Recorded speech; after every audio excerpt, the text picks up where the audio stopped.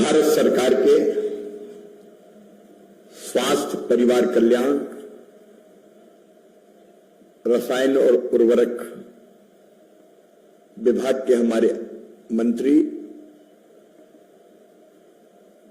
और वरिष्ठ नेता देश के आज के कार्यक्रम के मुख्य अतिथि आदरणीय जेपी नड्डा जी,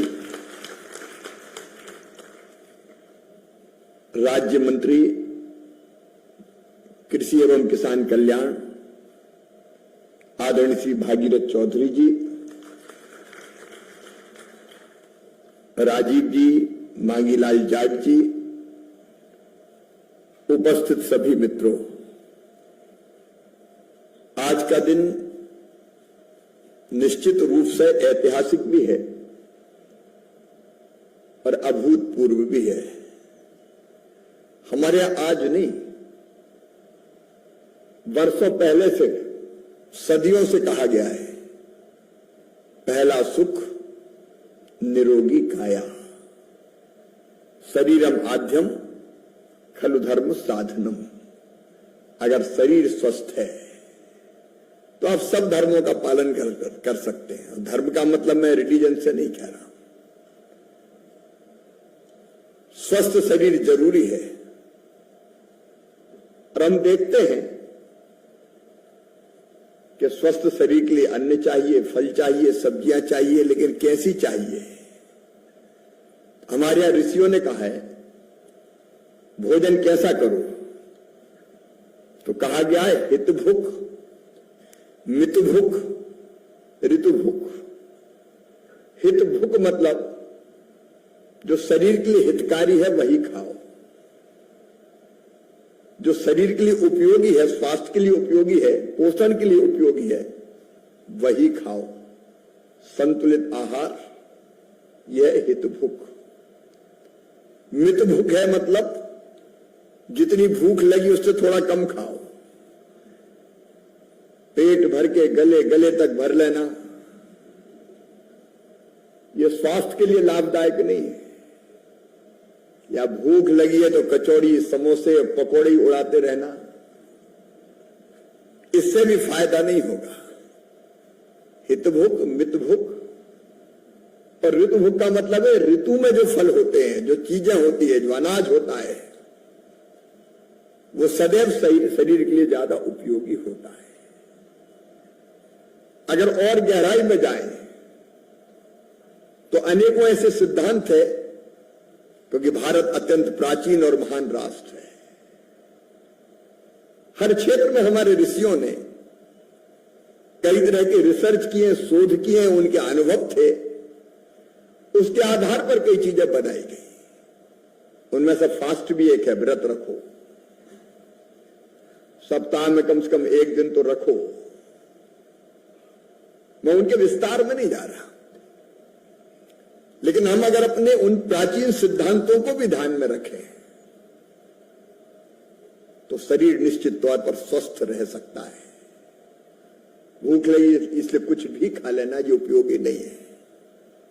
और राजी बैल कह रहे थे कि बुजुर्ग कहा करते थे, जैसा खाए अन्न वैसा बने मन। इसके लिए कोई प्रमाण की जरूरत नहीं है। आप अलग अलग चीजें खा के देख लो। आप फास्ट रखोगे तो मन अलग तरह का रहेगा। आप फल खाओगे तो फल के बाद की जो फीलिंग, सोच और अनुभूति वो अलग रहेगी। आप अगर ज्यादा मिर्च, मसाला और तला हुआ खाओगे तो आपका सोच पर विचार अलग बनेगा। शाकाहारी का प्रभाव अलग, मांसाहारी का प्रभाव अलग। ये तो आप खुद महसूस कर सकते हैं और हम महसूस करते ही होंगे लगातार। इसलिए जरूरी है कि हम क्या खाएं, और क्या खाएं के पहले भी जरूरी है कि क्या उगाएं। जो खाना चाहिए वही तो हम उगाएं। और इसलिए आज का दिन मैं इसलिए ऐतिहासिक और अद्भुत कह रहा हूं। ICAR, ICAR और ICMR, इन दोनों ने हाथ मिलाए हैं और संकल्प लिया कि कदम से कदम और कंधे से कंधा मिलाकर हम साथ चलेंगे। और वैसे भी पोषण का, भोजन का और स्वास्थ्य का चोली दामन के साथ है। एक स्वस्थ जीवन कितना उपयोगी है उसको विस्तार में जाके बताने की जरूरत नहीं है। ये बात सही है कि आज हमारे अन्न के भंडार भरे हुए हैं। प्रधानमंत्री श्रीमान नरेंद्र मोदी जी के नेतृत्व में अभी बताया गया प्रेजेंटेशन में 252 मिलियन टन से बढ़ के हम 357 मिलियन टन तक पहुंच गए और कई तरह की फसल गेहूं और चावल हमारे पास रखने की जगह नहीं है। आज समस्या उत्पादन की नहीं है, समस्या इतना कहां ले जाए ये है। तो आज अन्न के भंडार भरपूर है, लेकिन चाहिए हमें कैसा। और इसलिए बायो फोर्टिफाइड फसलों की बात मांगीलाल जाट कर रहे थे। आईसीआर ने काफी अच्छा काम किया है, लेकिन साइंटिफिक एविडेंस के अभाव में कई बार बिना साइंटिफिक एविडेंस के मानेंगे ही नहीं कि इसमें जिंक है कि आयरन है। और इसलिए हाथ कंगन को आरसी का प्रमाण जरूर चाहिए। इसलिए अगर हम साइंटिफिक रूप से ये सिद्ध करते हैं कि सचमुच में ये ऐसी वैरायटी और उसका फायदा ये है, तो निश्चित तौर पर उसका बहुत लाभ होगा, एक बात। और दूसरी बात, जो पुरानी परंपरागत फसलें कोदो, कुटकी, ज्वार, रागी, बाजरा, अभी पता नहीं क्यों समझिएगा कि ये तो गरीबों का भोजन है। बड़े लोग क्या खाएंगे? तो शानदार गेहूं खाएंगे, बासमती चावल खाएंगे जिसकी सुगंध चारों तरफ फैलती रहे। अब ये भ्रम था। प्रधानमंत्री जी ने जो पूरी दुनिया का ध्यान आकर्षित किया और उस दिशा में ले गए मिलेट मिशन करके, अलग वर्ष भी बनाया गया, आईसीआर उस पर काफी काम भी कर रहा है। अब हमारी परंपरागत वैरायटी जरूरी है। और इसलिए एक बात पूरी तरह से ये आवश्यक था, ये अच्छे स्वास्थ्य के लिए हम क्या खाएं और जो खाएं वही उगाएं। उसके लिए ये सेहत मिशन निश्चित तौर पर मील का पत्थर साबित होगा। और इसमें जो 5 स्तंभ बताए गए हैं, बायोफोर्टिफाइड उत्पाद,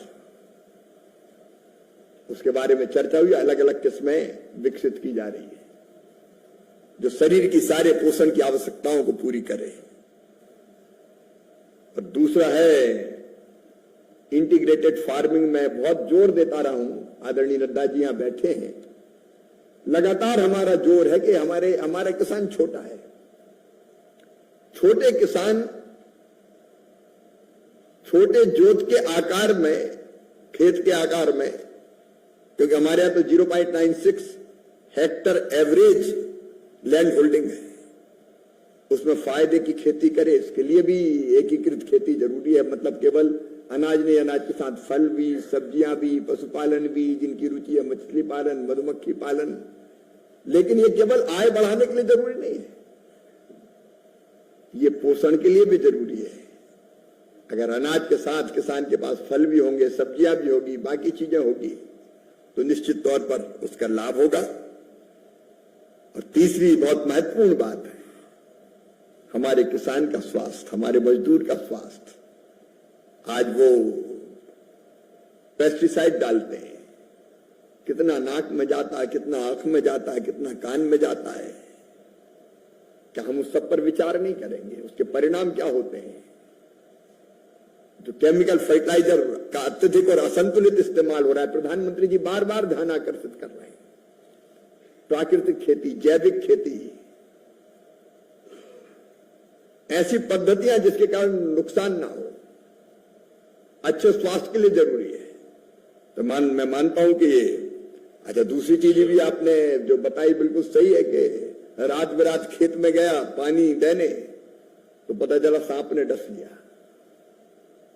अभी पिछले दिनों जब हमने कृषि मेला किया था, तो एक छड़ी माननीय नड्डा जी एक ऐसी बनाई थी कि जिसको अगर खेत में माटी से लगा दिया जाए और आसपास 100 मीटर में अगर कहीं सांप या जहरीला कोई जीव जंतु हो, तो उसका वाइब्रेशन अलग हो जाता है।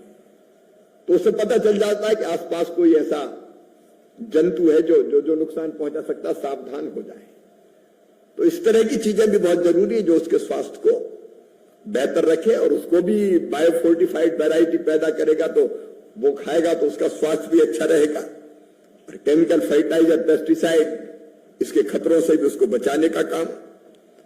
और फिर एक है ऐसे रोग, अब आपने बिल्कुल सही यहां प्रेजेंटेशन में बताया, और राजीव जी, मागीलाल जी ये सही कह रहे थे कि डायबिटीज है तो क्या खाओ।